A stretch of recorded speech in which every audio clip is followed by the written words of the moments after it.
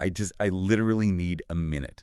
I need a physical minute to just process everything that has assaulted my retinas, my nervous system, and just my general understanding of human psychology over the last hour of television. It is officially testing our blood pressure. And our sanity. That is a completely factual statement. It really is. But anyway, babes, welcome back. This one is for the queens, the kings, the gays, the theys, literally all the fabulous babes tuning in right now. Yes. And honestly, watching Drag Race Down Under has completely convinced us that Australia might just be like a giant reality show with better beaches and way stronger accents. And a frankly terrifying amount of wildlife that actively wants to end you. Oh my God, totally. Which is exactly why, because of the sheer level of Southern Hemisphere chaos, we have prepared massive, aggressively strong passion fruit vodka spritzes on deck. Yes, we do. Tonight calls for emotional support, babes. Consider it a direct homage to Art Simone's runway look and a deeply necessary coping mechanism for the amount of sheer delusion we just absorbed. Cheers to that. So, to the queens, to the glitter, and to pretending we could absolutely thrive in Australia despite having literally zero survival skills. Zero sense of direction. And an active, paralyzing fear of anything with more than 4 legs. Speak for yourself. Yeah. I fear things with 2 legs just as much, especially if they're wearing unhemmed garments on an international main stage. I just go, oh, the shade begins immediately. I love it. I have to. Yeah. But honestly, I have been spiraling all morning. I am fully living in this completely unearned fantasy where I just pack a single aesthetically pleasing linen suitcase and disappear to Australia for 6 months. Oh boy. Here we go. No, listen. I could live this effortlessly cool, sun-drenched lifestyle. I'm picturing myself doing vinyasa flow yoga on the beach at dawn, grabbing an artisanal iced flat white, making friends with beautifully tanned locals named Lachlan. Lachlan, right. And Chloe, and just magically transforming into this glowing, unbothered coastal goddess. It seems so entirely doable in my head. Okay, let's just unpack this absolute fiction you've constructed for yourself. It's not fiction. Because we really need to talk about the mechanics of reality versus your fantasy. First of all, the flight alone takes approximately 3 to 5 business days, depending on the layover. I mean, I can watch movies. Babes, you complain when we sit in traffic for 20 minutes on the way to brunch. You would literally lose your mind somewhere over the Pacific Ocean the second the Wi-Fi cuts out. Okay, rude, but fair. Secondly, the wildlife. We are not talking about cute little park squirrels here. We are talking about huntsman spiders the size of dinner plates dropping from the ceiling while you were trying to drink your little flat white. Stop. I am physically cringing right now. And thirdly, the slang. You would absolutely get taken out on day 1. Someone would ask you to go to the bottle pass the servo. You'd nod enthusiastically because you want to seem chill. I do want to seem chill. You wouldn't understand a single syllable, and you would end up completely stranded in the outback with no cell service. You'd accidentally agree to wrestle a crocodile. Okay, incredibly rude but factually accurate. I want the vibe of the Australian fantasy without the mortal peril, you know? Is that so wrong? It's completely delusional. Well, you know what? I can't even handle my own local ecosystem right now, so I really have no business romanticizing the outback. We are both currently in what I can only describe as a massive, catastrophic, hot girl failure. Oh, absolutely. The potential is there, but the execution is severely lacking. Exactly. It's the exact same dynamic we saw on the main stage this week. High concepts completely falling apart in the construction phase. Literally. So I went to the farmer's market this weekend, right? Oh, no. Yes. I bought the most beautiful, vibrant, organic leafy greens. I bought heirloom tomatoes that literally cost more than my first car. Rainbow chard. And where are they now? I had this pristine vision of being a healthy, glowing, meal prepping person. And right now, every single one of those healthy groceries is slowly rotting in my crisper drawer. I can literally feel the kale judging me from inside the fridge while I sit on the couch and order Thai takeout. The spinach is going through a chemical phase change, like it's turning into a dark green, viscous liquid of shame. It is the brutal cycle of life, babes. But my delusion this week was entirely athletic. Oh, do tell. I had a whole militant workout routine meticulously planned out. I bought a new planner specifically for it. I color-coded the leg days, the cardio days, the active recovery days. You love a color code. I was analyzing muscle groups like I was training for the Olympics.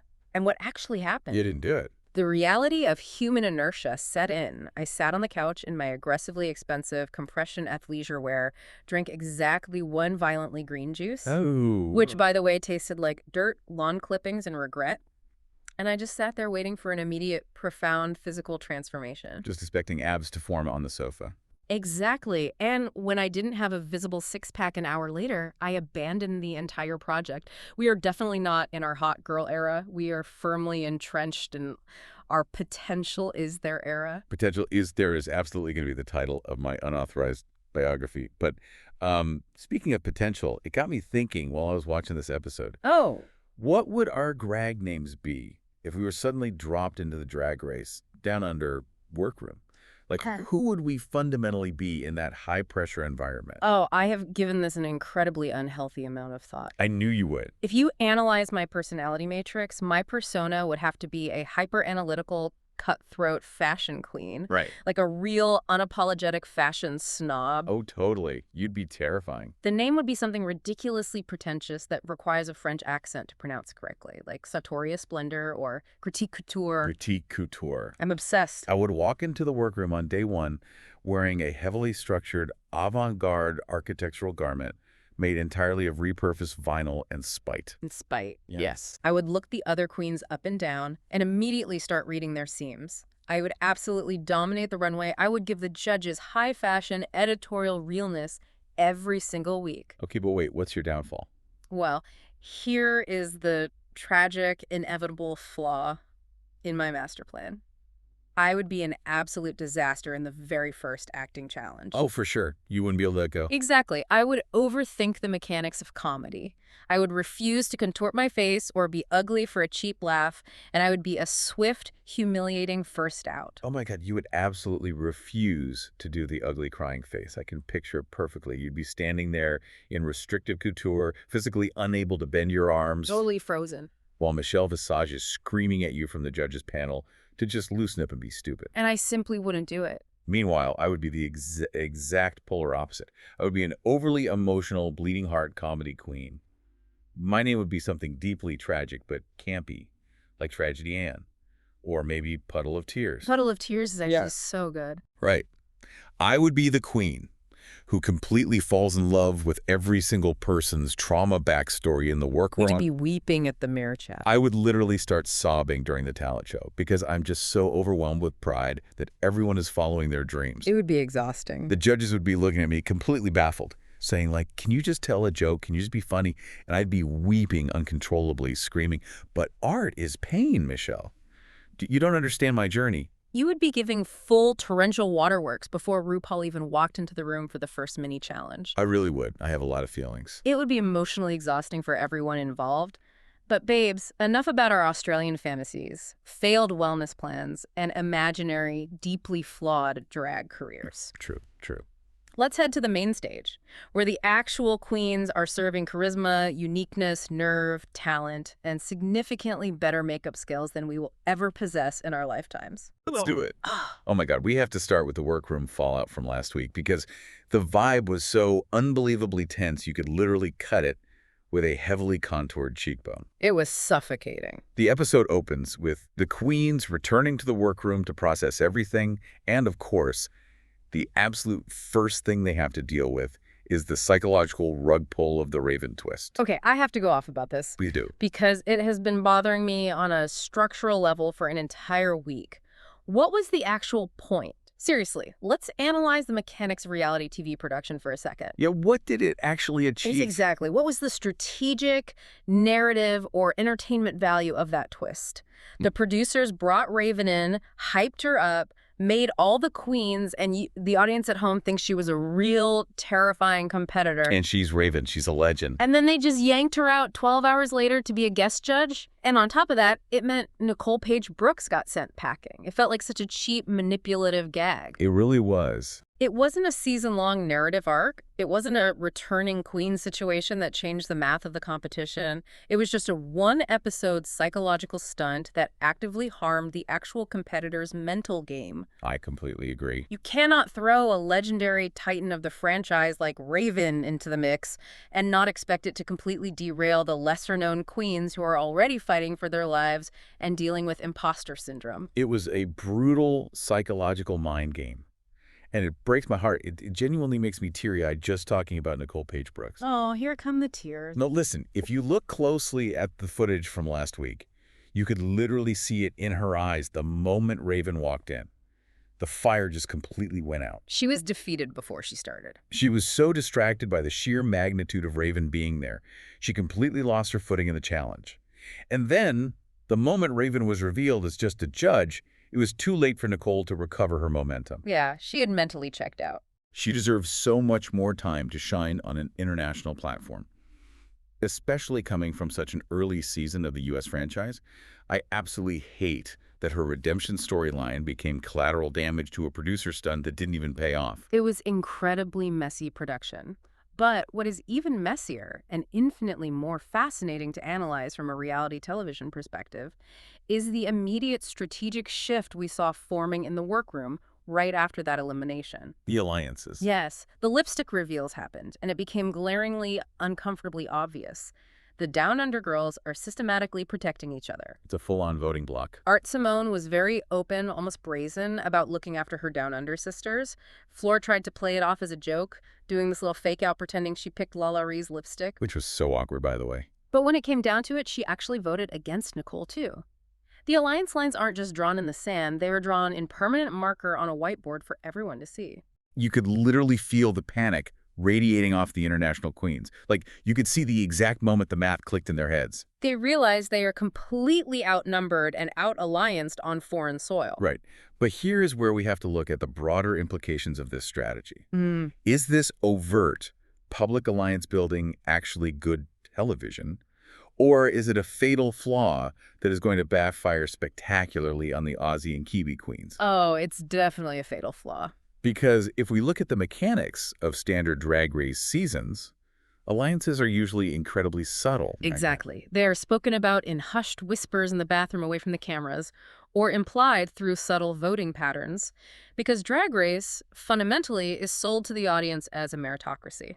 The best drag queen wins. Yes. But here the Down Under girls are making it bold-faced and structural. They are essentially saying, I am a Down Under queen, therefore I will not eliminate a Down Under queen regardless of their performance. Which is wild to say out loud on camera. By doing that, they are shifting the game from a talent competition to a pure numbers game, like Survivor. And that puts a massive glowing target on their own backs. Yep. The international queens now have absolutely no choice but to form a strict counterblock. If they don't vote together as a unified front, they will just get picked off one by the local majority. It is a highly dangerous, incredibly hubristic game that Art and Flor are playing by being so unapologetically vocal about their loyalties. It really is. It completely changes the psychological landscape of the workroom. And you can see the stress of that new reality carry right into the main challenge. Mother Michelle Visage walks in, the AI RuPaul screen flashes with its usual terrifying graphics, and bam, it's Snatch Game. The ultimate test. And not just any Snatch Game, a Down Under versus the World Snatch Game, where the stakes feel impossibly high because half the room is terrified of being voted out by an alliance. Snatch Game is the great equalizer of this franchise. It absolutely does not matter how expensive your gowns are or how many thousands of dollars you spent on custom hair. Not at all. If you cannot volley with Michelle Visage and RuPaul, you are going home. It tests a very specific mechanic, the improvisational and principle of comedy, combined with pop culture referencing and high-speed wit. And this particular Snatch Game was, it was a journey. A profound, confusing, deeply chaotic journey. Let's start with the absolute masterclass of the night, because we have to analyze why the good ones work before we dissect the tragedies. We have to talk about Art Simone as Kath Day-Knight. Oh my God, brilliant. Just absolutely unequivocally brilliant. I was actually so worried for her at first because doing Kath and Kim is almost a cliche at this point in Australian drag. It's like doing a Southern Belle in the U.S., you know? Yeah. It's been done to death. Right. But she made it feel so fresh, so specific, and so insanely funny. Let me put my analytical judge's hat on for a second and break down exactly why this performance succeeded where so many others fail. Do it. It worked because it wasn't just a surface-level, catchphrase-reliant impression. Art Simone structurally lived inside the bone structure and the nervous system of Kath Day-Knight. She really did. The physicality was insane. She leaned heavily into the microscopic, exaggerated, hyper-suburban mannerisms, the constant neurotic fiddling with the curly perm, the specific way she gripped the purse.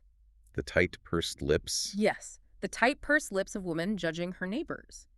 But the true genius, the mechanical reason she won, was how she volleyed. When she called her Mirage. When she looked right at the host and called Michelle Visage Mirage, that was the exact millisecond she won the challenge. I screamed at my TV. She took the fundamental rule of Snatch Game interact with the host and turned the judge's actual name into a character-appropriate, completely believable mispronunciation without missing a single beat. It was so smart. She was throwing jokes back at Michelle before Michelle even finished her setup sentences. It was a flawless clinic in Snatch Game execution. It really was a masterclass in pacing. But can we please talk about my absolute emotional highlight of the entire episode? I have a feeling I know who this is. Coco Jumbo.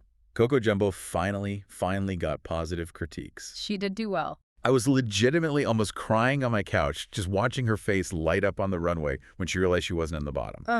Her Snatch Game as well, she was ostensibly supposed to be doing a specific character, but really she was just giving us this hilarious, unfiltered, chaotic Coco Jumbo energy turned up to 100. Basically playing herself, but funny. And it worked. She proved everyone wrong. She had that beautiful redemption arc we've been begging for since her original season. I will concede, purely on an entertainment level, that Coco was genuinely funny. She was quick, she had momentum, and most importantly, she had Michelle Visage laughing out loud. Which is everything. Which is 90% of the battle in this specific challenge. If you make them laugh, you survive. However, as an analytical viewer, we have to look at the total package. Uh-oh, here we go. Her Snatch Game performance was top tier. But her runway, well, we will get into the specific structural failures of that runway later. Don't ruin her moment. Let's just say her garment actively prevented her from taking the overall win this week. But yes, a massive, undeniable improvement from her original season run. We also have to objectively shout out Michael Murley doing Frankenfurter and Vybe. They both did a really solid, highly safe comedy performance. They clearly understood the mechanics of the game. They knew exactly how to play the middle to secure a top spot without taking massive career-ending risks that could backfire. True. They played it smart. But where there is a masterclass, there is inevitably a tragedy.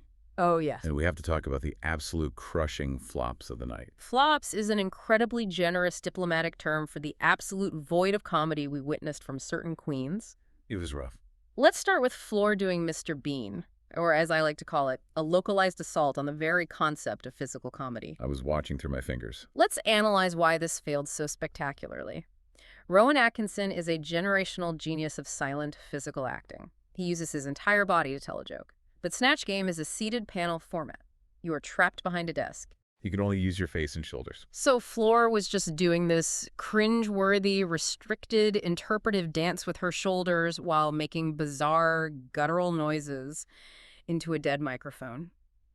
And then the absolute nadir of the performance, the joke. Please don't repeat it. The looks like me when I flick my bean joke. I physically curled into a defensive ball on my couch. My soul left my body.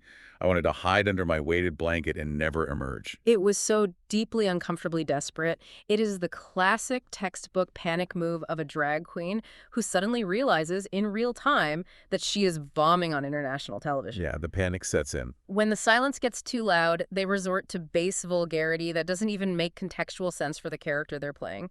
Mr. Bean, a family-friendly, asexual, childlike character, talking about flicking the bean. It didn't make any sense. It was jarring. It shattered the illusion of the character. It was deeply uncomfortable for everyone in the room. And then she just kept doing these endless silent little dances while the crickets chirped loudly enough to deafen us. It was incredibly hard to watch from a purely empathetic standpoint. Like, I felt so bad for her. I didn't. I just felt secondhand embarrassment. Well, we have to pivot to Nikita Iman doing Mary Jane, which was like a literal personification of a weed character. And I am going to firmly defend Nikita here. Oh, this should be good. I am planting my flag. Yeah. Because the behind-the-scenes tea that came out completely changes the context of this failure. Does it, though? According to Nikita in her exit interviews, they filmed this Snatch Game on a single, grueling day. Usually in regular seasons, they have 2 days. They get the prompt, they can go back to the hotel, review their extensive notes, practice in the mirror, and workshop the character. Okay, so. Nikita accidentally left her entire, meticulously prepared prep notebook at the hotel. She had 0 notes. Oh, clear. She was flying completely blind under studio lights, trying to organically remember highly structured jokes she wrote weeks ago, while terrified of an alliance voting her out. That is deeply terrifying. You have to have sympathy for that level of sheer, unadulterated panic. No, absolutely not. I reject that defense completely, totally, and utterly. How can you have no sympathy? Let me explain the mechanics of professionalism. Babes, you are on an international all-stars level season of RuPaul's Drag Race.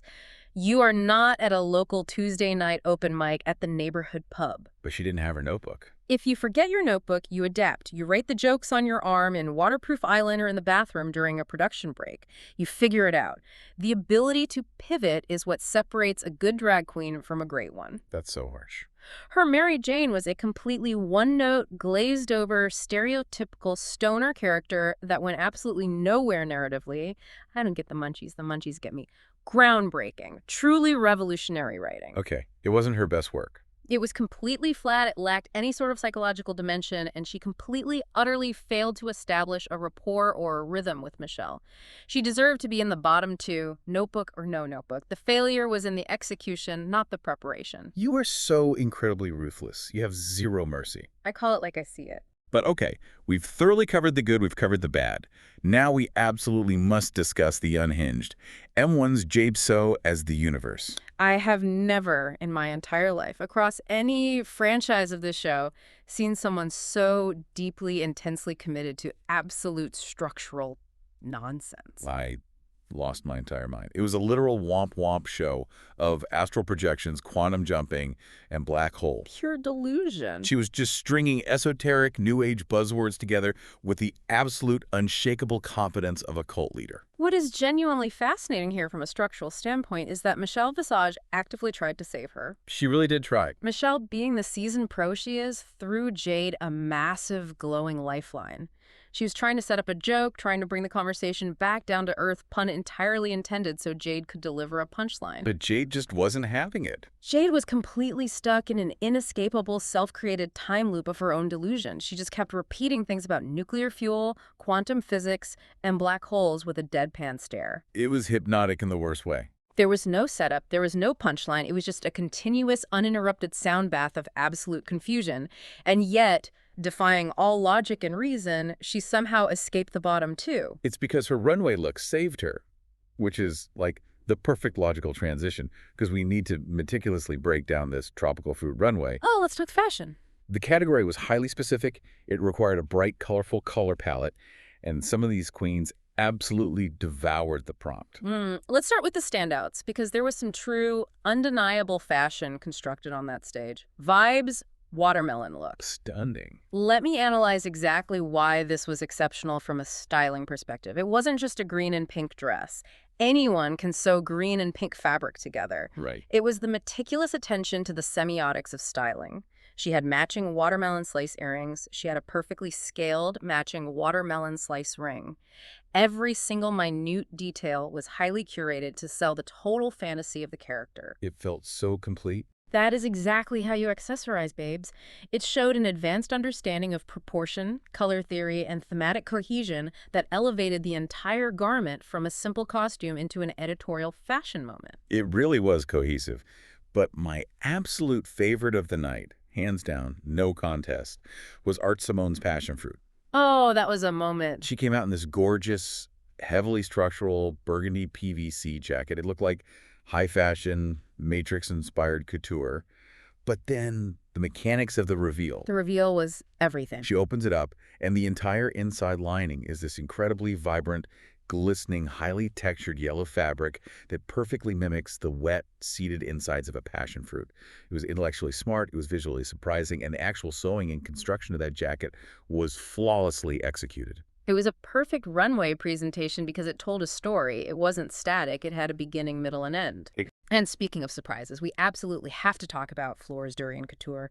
We need to respect the sheer, unadulterated audacity to dress up as a fruit globally famous for smelling like rotting garbage and sweaty gym socks, and somehow, through sheer force of will, making it look glamorous. Only Flor could do that. The construction of the spikes, the architectural structure of the shoulders, the dramatic silhouette, it was a massive conceptual risk that paid off beautifully. If she hadn't completely, utterly bombed Snatch Game with that Mr. Bean disaster, the construction of that look alone would have easily put her in the top. It was so intensely stupid, but so incredibly high fashion, which is genuinely my favorite subgenre of drag. Fair. But we cannot ignore the chops, because there were some choices made on that runway that I am still days later trying to emotionally recover from. Let's talk about Coco Jumbo's coconut. Oh, could be nice. I will be utterly ruthless here because it is my duty to explain the mechanics of garment construction. It looked like a discarded, rotting husk, babes. Where was the white lining? Let's analyze the visual properties of a coconut. A coconut is brown and hairy on the outside and stark, bright white on the inside. That high contrast color dynamic is what makes it visually interesting as a concept. That's true. It needed the white. She just gave us a brown sequin blob. It had absolutely no structural shape, no internal boning to give it a silhouette, no clear reference beyond just being a brown, sparkling texture, and it looked heavy, shapeless, and completely unfinished. But she was smiling so much and untucked. That doesn't fix a dress. She was just radiating this beautiful energy. She was so happy to be there, and her face card was lethal. Her makeup looked undeniably beautiful. I feel like the judges could have given her a pass purely based on how well she did in the Snatch Game performance. A charming smile and a blended contour do not excuse a shapeless, unboned brown sack on an international televised runway. I will absolutely not yield on this point. You are so stubborn. In Drag Race, you are judged on the aggregate of your performance and your presentation. Her structural failure on the runway cost her the top placement, plain and simple. And the tragedy is, she wasn't even the worst offender of the night. Oh, God, who was? We have to address Nikita Iman's Tamarillo. Oh, no, please. Oh, yes, we are going there. First of all, her facial expression. She looked like a complete sourpuss the entire time she walked down the runway. She looked stressed. But let's look at the garment. The garment was structurally confusing. And somehow, through some terrifying trick of the studio lighting or a catastrophic failure in design choice, she ended up looking significantly more like a depressed, wilted piece of broccoli than a tropical Tamarillo fruit. The broccoli comparisons were everywhere online. The color theory was completely off. There was absolutely no visual connection to the prompt that translated to the viewer. It was a complete disaster from the neck down. The neon green hair really pushed it aggressively into vegetable territory. I honestly cannot deny that. It was giving cruciferous realness. Cruciferous realness, exactly. We also saw Lala Ree in a Kiwano fruit look, which was very much her signature brand of spikes and glamour, and Michael Maruli doing a very literal pomegranate. Michael's pomegranate was a lovely, albeit safe, conceptual idea. The beaded seeds looked nice under the lights. But the hem, we must discuss the hem. Oh, you always look at the hems. The hem of that garment was highly questionable. Whoever constructed that garment and decided they didn't have time to properly finish the hem needs to be put on trial. We simply do not accept fraying edges and exposed threads on this level of competition.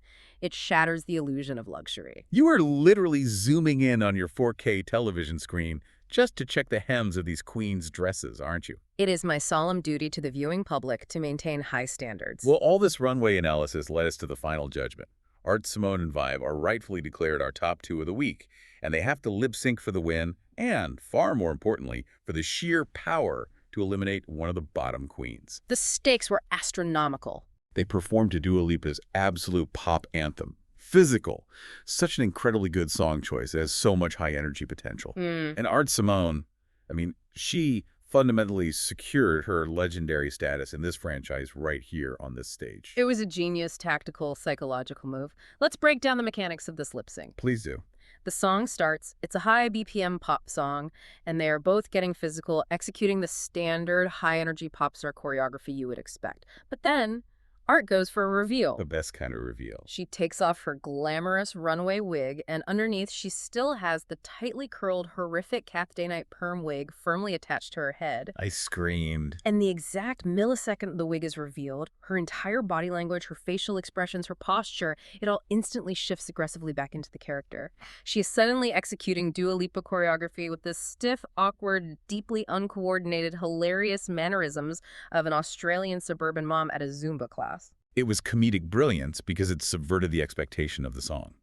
You could see Michelle Visage literally eating out of the palm of her hand. She was obsessed. Vybe danced the house down, she hit every beat, but Art won that lip sync entirely with her brain, not her body. It was so iconic. It is going to be gift for years.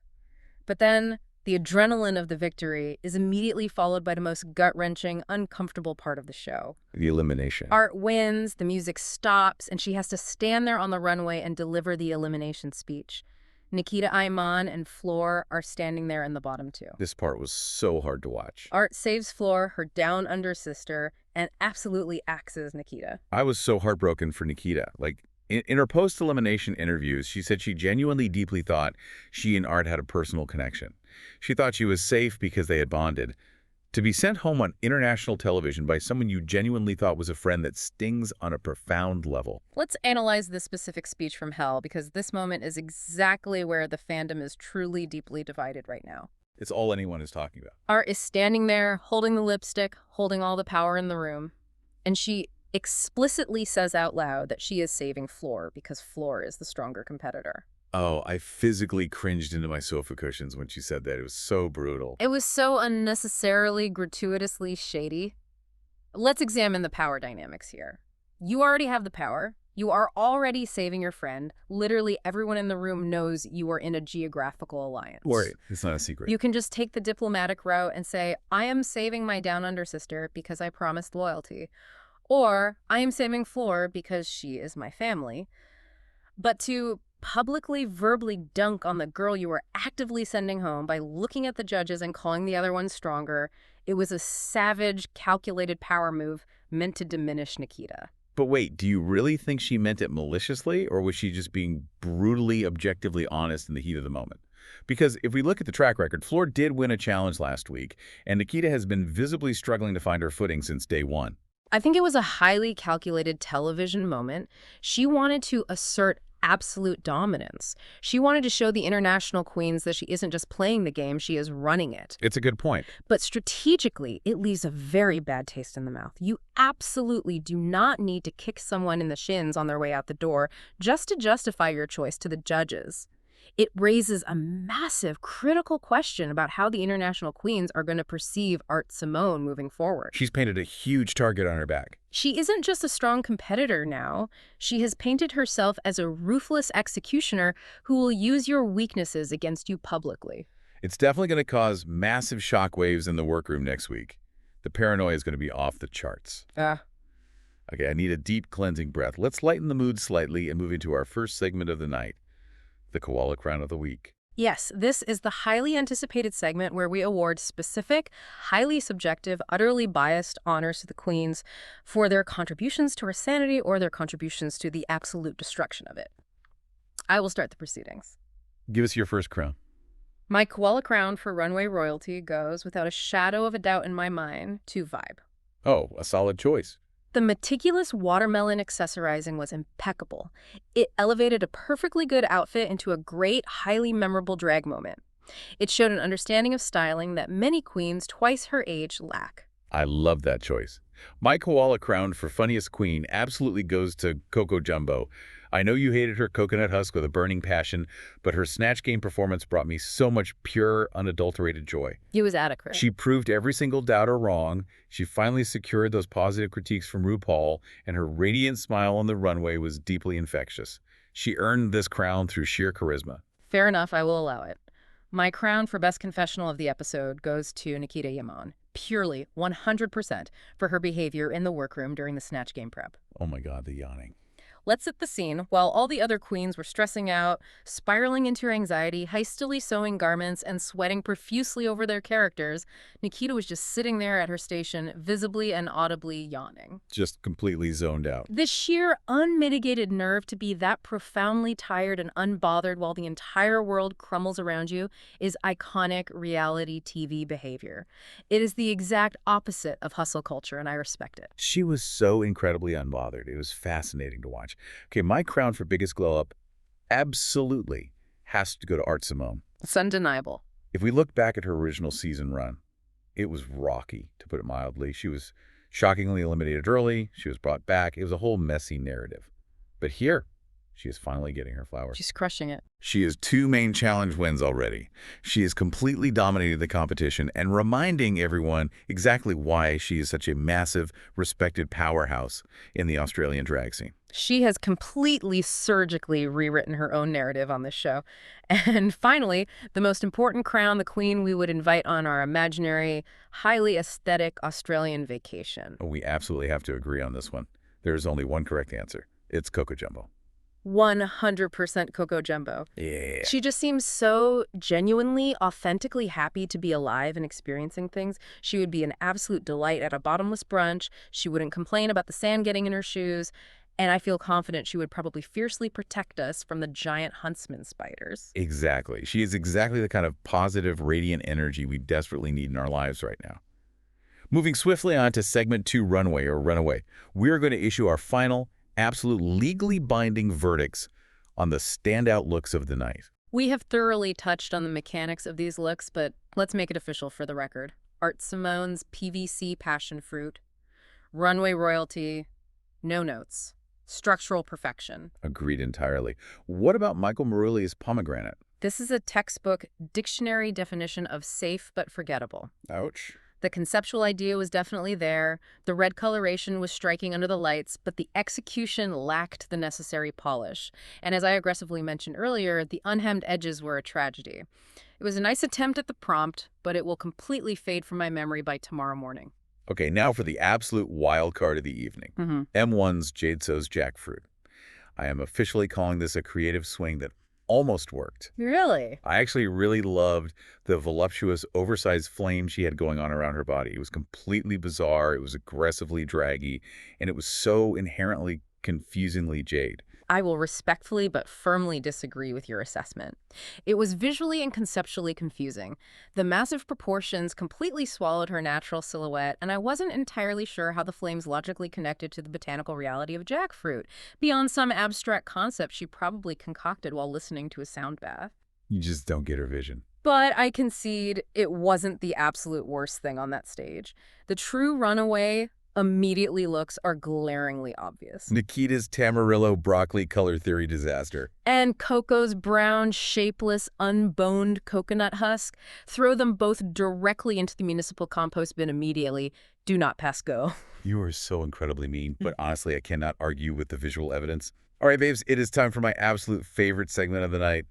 Segment 3, Wildlife Documentary. Yes. Because the drama that unfolded in the Untucked Lounge this week wasn't just reality TV. It was literally primal. Yeah. It was National Geographic level behavior. I need you to put on your absolute best, most serious David Attenborough voice, because the fragile social hierarchy of the Untucked Lounge has officially been shattered into a million pieces. Yeah, already. Here, deep in the studio lot, we observe the majestic drag queens returning to their natural habitat, the faux leather, highly uncomfortable couches of the Untucked Lounge. The tension in the room is palpable. The air is thick with aerosol hairspray and the pungent scent of impending betrayal. Notice, if you will, the suspicious side eyes darting violently across the room. We zero our lenses in on a specific cluster, Michael Maruli, M1ss Jade, and Flor. Flor is highly agitated. Her plumage is ruffled.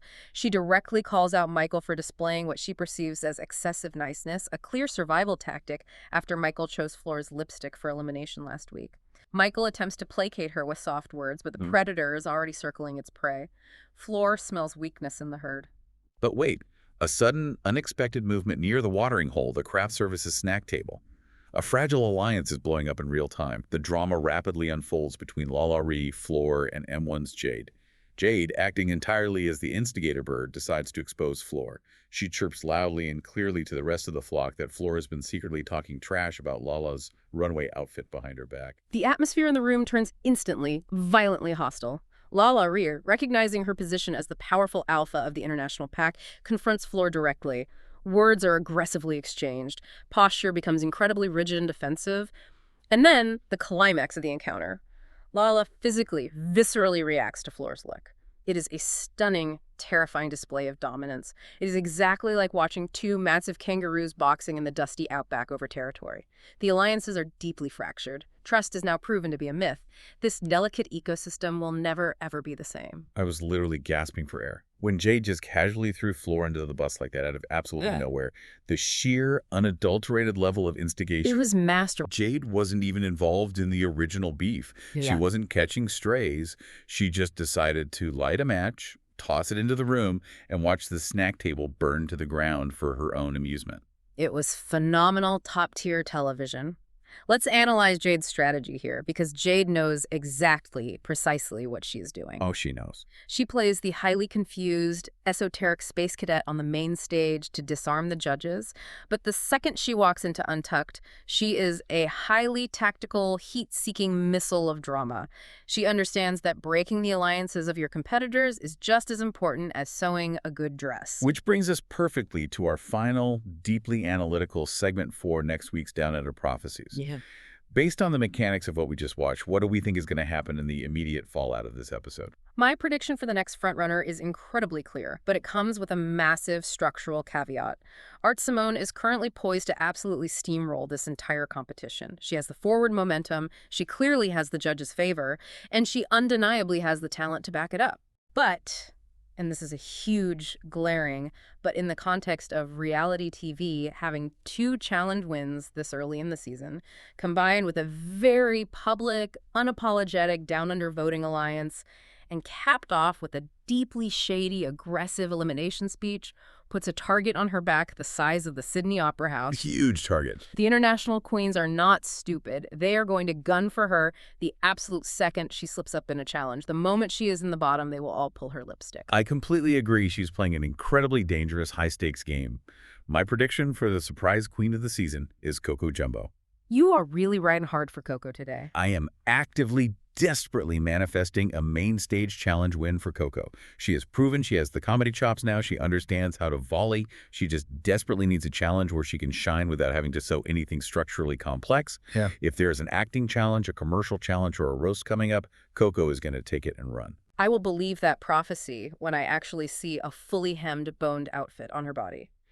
As for the next iconic Untucked argument, the writing is literally on the wall. Oh, it's going down. International queens are finally going to realize the absolute mathematical necessity of forming a strict, unified voting bloc. They are going to confront the Down Under Alliance directly, probably over the snack table again. The poor snack table. I am predicting a full-blown, incredibly loud screaming match between Lala Ree and Art Simone. It is going to be a massive clash of the titans over the ethics of loyalty versus the ruthless necessity of strategy. Oh, my nervous system won't be able to take it. My eyes will be absolutely glued to the screen. And for the lip sync manifestation, I am desperately, deeply, aggressively wanting a Kylie Minogue lip sync. It is long overdue. It is a literal crime against the gay community that we are competing in Australia, and we haven't had a single Kylie song yet this season. Give us Padam Padam. Can you just imagine the high-energy choreography we could get to that track? That would be the only correct choice for production to make. And finally, my completely ridiculous left-field prediction that somehow, given the chaos of this season, feels entirely possible. Let's hear it.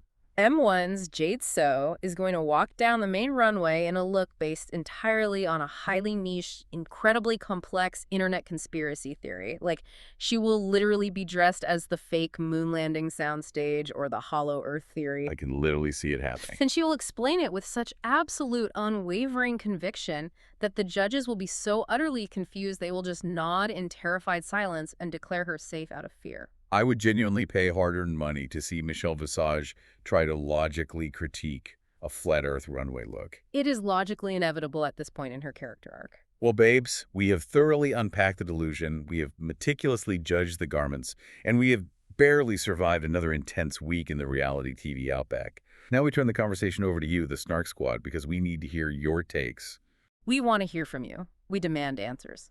Number 1, based on our earlier exercise, what would your ridiculous, highly flawed, down-under drag name be? Be creative, be pretentious, and most importantly, be incredibly shady. Number 2, look deep inside yourself. Could you realistically survive one full month in Australia? Or would the wildlife, the heat, or the slang take you out on day 1? Be completely honest with yourselves about your survival skills. And number 3, the most pressing strategic question. Which queen currently possesses the strongest down-under main character energy? Is it Art's unapologetic villain era, or is it Coco's joyful redemption arc? Let us know your analysis. Thank you so much for listening and spiraling into madness with us today. Raise your imaginary heavily iced passion fruit spritzers one last time. Stay fabulous, stay delightfully delusional, and we'll see you right back here on the Snark side. And as you watch the rest of this chaotic season unfold, ask yourself this one lingering question. Are we actually watching a competition of artistic talent? Or are we simply witnessing a brutal masterclass in social manipulation? Because in the Outback, it seems the absolute sharpest, deadliest weapon isn't a stiletto. It's a perfectly timed, highly calculated betrayal.